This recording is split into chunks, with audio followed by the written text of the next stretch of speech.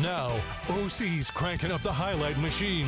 It's time for high school football and the WSAV Friday Night Blitz Highlight Show. Powered by OC Welch Ford Lincoln. Welcome to the Friday Night Blitz Highlight Show. I'm Joey Lamar, joined by Kobe Zach. It's week 14 of the high school football season, and everyone in the playoffs finally. Last week, the GHSA was off. This week, they start with round one, but we also had action from SCISA and the South Carolina High School League, as well as the GIAA. Yeah, finally we got all the action coming together. We had some South Carolina games last week. We had Georgia teams off last week. Now everyone coming together for this big round one for Georgia, and a lot of teams didn't disappoint whatsoever. We had a lot of great games tonight. All right, let's start with Benedictine hosting East Forsyth. And BC coming in ranked 4th in Class 4A. This game was tied at 7 at the break, but BC had a great third quarter. First, Joshua Washington scores, so BC leads 14-7. Then the defense comes up with a huge interception here. It's the senior, Makai Williams. He makes a big play. Now, this play will go deep into their opponent's territory, but be called back for a blindside block, but BC wasted little time after the turnover as Aaron Mallard catches this pass, then comes all the way back across the field for the score. 21-7 BC at that point. They move on pretty easily, 42-7. Right across the ref's face because of that flag that got called earlier. We have another great one. We've got Jenkins High School hosting Whitewater at Groves. We're going to open this one in the first quarter. Jenkins finds themselves down 8-0. Haven't been down much this year. That's until Demetrius Holloway lobs one up right here to Dominique Wilkins, who says, "Get off me," with the stiff arm on the defender on his way for the touchdown. They would go for 2 to tie it at 8, but you blinked. Jenkins was down 22-8. They came back a few times in this game. Ryan Scott in for the touchdown here, 15-22 after the PAT late in the half. Now Jenkins would get it back. Check out the beautiful throw and catch from Holloway to Scott again. Dominic Johnson. That's Dominic Johnson to Scott for the first down. They would score just a few plays later to tie it. And this one was a Game of the Year candidate. Jenkins also coming back down from down 3 touchdowns in the second half. They win it 50-45. All right, congratulations to Jenkins. Let's go over to Bethesda. The Blazers looking to make it 3 straight trips to the championship game, and they're taking on Greenwood Christian. And Bethesda was clicking in every phase. They received the ball first, and Jordan Turner hits Luke Larson. He tight-ropes the sideline here and gets in for the score. And then hair flown in the wind. Yeah, and then Bethesda would go for 2, and they are able to convert. So now Bethesda is on defense, and this pass is intercepted. It's Braylon Martin who comes up with the turnover, and off the interception, Bethesda would score again. This time the cameraman would get a little confused, but the referees were also confused. Eventually they would meet and rule this a touchdown for Bethesda, as Bethesda cakewalks into its third straight championship game. Your final 32-14. Yeah, we're going to move over now. We've got Clark Central at Effingham County. We're going to start at 0-0 halfway through the first quarter. Effingham County is going to have to settle for a field goal. Jackson Wilhote puts it in to put them on the board for a second quarter. Now Clark responds, though, with a nice ball and a nice toe tap to take the lead 7-3 after the PAT. Effingham would respond with another field goal from Wilhote to cut the deficit to 1, and the Rebels would get it back with 2 minutes left in the half. Tucker Perkins to Noah Reese, who look at that move. makes a move, lunges in for the touchdown to take the lead. This one was a back-and-forth battle, but unfortunately Effingham would come up just short. 34-33 is your final. All right, still a great season for Effingham and Coach John Ford. All right, let's go down to Baxley. Appleton County hosting Hart County, and we're going to start this one on a critical 4th and 1. Hart County going for it, but they will be stopped short of the line to gain by Appleton County. It's DeAndre Mims, and then with 3 minutes left in the third quarter, Appleton County able to pick up a first down here, a nice run, and they're able to do what, Kobe? Move those chains. All right, now we go to a minute left in the third, and it's Jaden Knight able to find his way through the middle for the touchdown. Appleton County takes down Hart County. Your final 31-20. Why move the chains when you can cross the pylon? We're going to move on over now to the pit. We got Toombs County hosting Temple. We're going to start this one with Temple in the red zone. I love the eye black. Yeah, I do too. You should put that on next year. We've got it on third down. Toombs County defense, they've been rock solid all year. Tonight especially, Slade McDonald picks up the sack, and that would lead directly to this. Temple going for the field goal on 4th down. This is blocked, recovered, scooped up by Toombs County's Nick Carroll.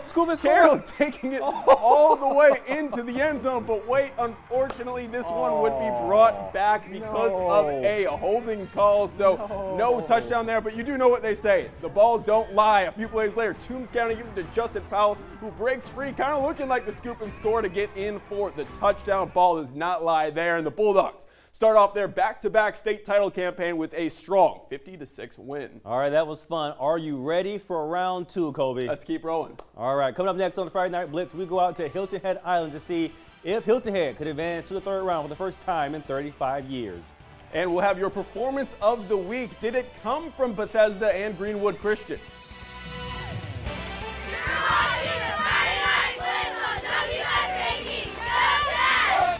Welcome back to the WSAV Friday Night Blitz Highlight Show. Powered by OC Welch Ford Lincoln.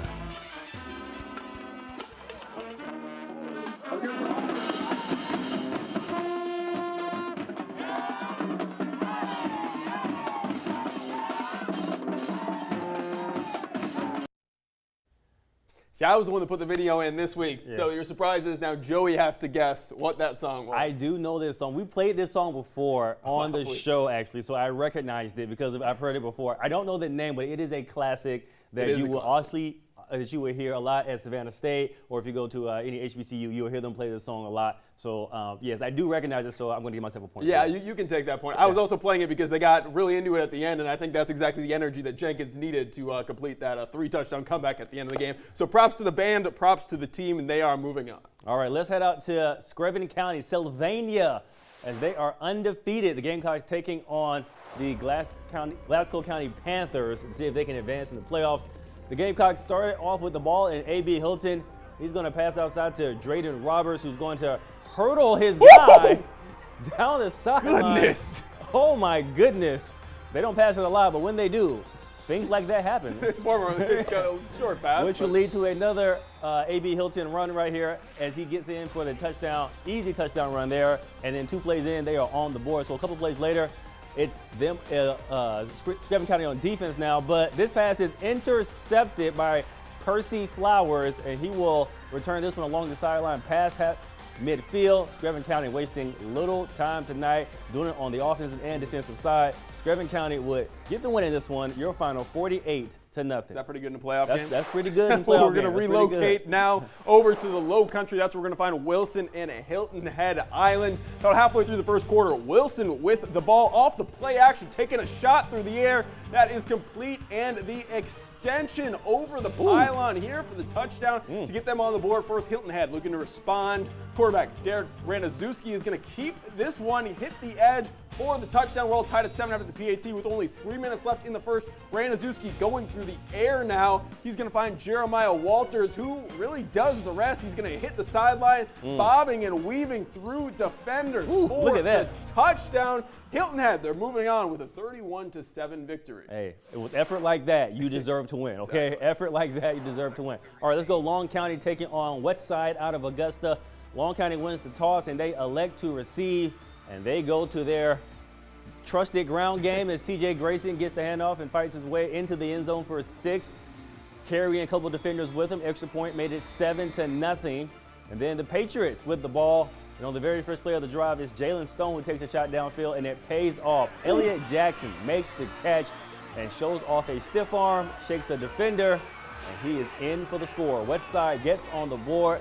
We are tied at 7. I do actually like the Guardian caps. You don't see that a lot in high school football. Yeah, you don't. And now Westside with the ball again, and this time is Stone to Jackson connection again, who makes a diving catch, set them up in the red zone for a score, and then it will be a bullet to Joshua Crawford, who puts Westside up 14-7 at this point, and it will be Westside who gets a 7-point win in this one, 42-35. We're going to move over now to Cairo. That's where we're going to find Liberty County opening up the playoffs on the road, but the Panthers were forced upon early. Cairo coming up with a big block. Not only the block, but they're going to recover it, and they're going to tack on a field goal after this to take an early 3-0 lead. Liberty County looking to respond on offense, but this one is going nowhere. Cairo all over it. They're going to get the ball back too. And that's Elijah Bryan. That's a very good running back there. Yes, it is. Bryce Puckett is going to go to Brian Dunkett, who gets himself out of trouble, bobbing and weaving to the sideline for a 46-yard touchdown, and Cairo is going to win it. 36-7 is your final. All right, this is the Bacon County Red Raiders on the road taking on the Swainsboro Tigers at Tiger Stadium. The score tied at 21 at the half, and we start midway through the third quarter. The Tigers will find themselves in the red zone. Joshua Gray hands it off to Kyle Johnson, who pushes his way through some defenders and past the goal line for the touchdown. Swainsboro would take the lead 27-21. Two-point conversion failed. Now, Swainsboro back on offense again, and this time it's Johnson once again. He takes it, and this time he's going to go 40 yards. Defenders behind him. Extra point would make it good. It's 33-21 in favor of Swainsboro. Bacon County looking for some answers, and they would attempt the misdirection to Ashton McCassell. He comes from behind to strip the ball, so the Tigers recover the fumble and put the Red Raiders drive to an end, and it will be a final score of Swainsboro winning this one 40-21. Now, OC's Play of the Week, presented by OC Welch Ford Lincoln. And our play of the week is going to come from Benedictine at East Forsyth. Eron Maller is going to catch the screen pass, and he's going to reverse field all the way back for the touchdown. Benedictine scores 42 unanswered in the second half. They win at 42-7. All right, and our performance of the week comes from Hilton Head Island coach B.J. Payne and company. Going to the third round of state playoffs. This is the furthest they have been in the last 35 years. That was 1990. That year, they also won the state title. I wasn't even alive, but I believe you. Now our shot of the week. It's Demetrius Holloway to Johnson again with the great catch. I mean, it came right to me. It's hard not to, but I think we're all tied headed into the last week. So 5-5. We've got some interesting storylines playing out there.